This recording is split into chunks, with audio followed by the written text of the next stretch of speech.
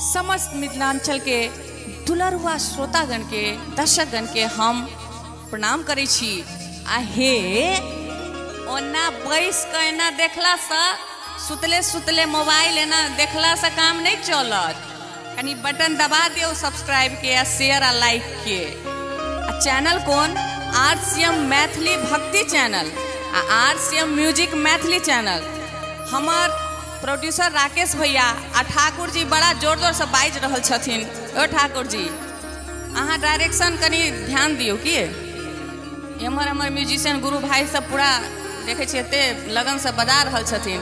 आ हम मिथिलांचल के समस्त श्रोतागण से जेना बैसल छी मोबाइल लगा सब गोटा थपड़ी बजेबै अहूठाम बजतै। आ अहूँ सब तैयार छी कि नहीं? तैयार छी नहीं? हमरा बुझ पड़ैया हम अहीं सबके मिथिला के बेटी छी तो तैयार रहो। आओ सुनाबी। आ खुशी के मौका एलियत किया शिव चर्चा के धूम तो मचले छे। गाम गाम में देखे छी अपना सब मिथिलानी सब नारी सब एकदम शिव चर्चा में लाल रही छी। आओ अरे खुशी के मौका आयल छे और की शिव चर्चा के धूम अब मचल छे।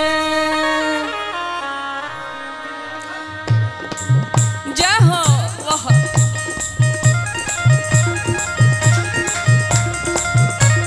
अरे अहूँ सब बजाओ सामने में की तकै छी।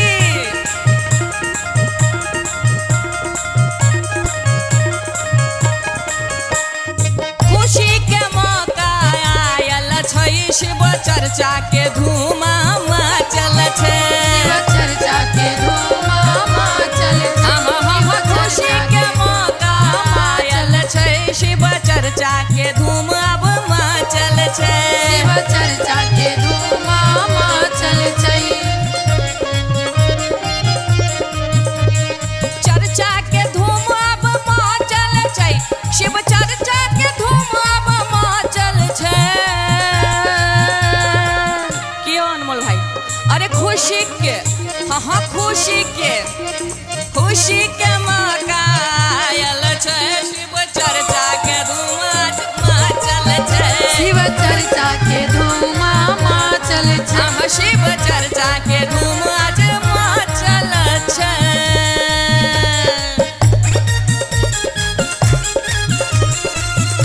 ठाकुर जी पूरा जोश के साथ बढ़ते हुए क्रम जय में हो।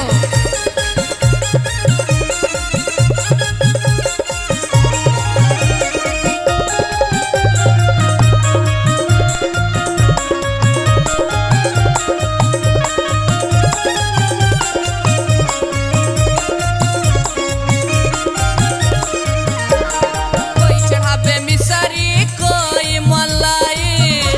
मलाई हो कोई मलाई। हाँ कोई चढ़ावे मिसरी कोई मलाई। कोई मलाई हो कोई मलाई। हाँ कोई मलाई रामा कोई मलाई। कोई मलाई हो कोई मलाई।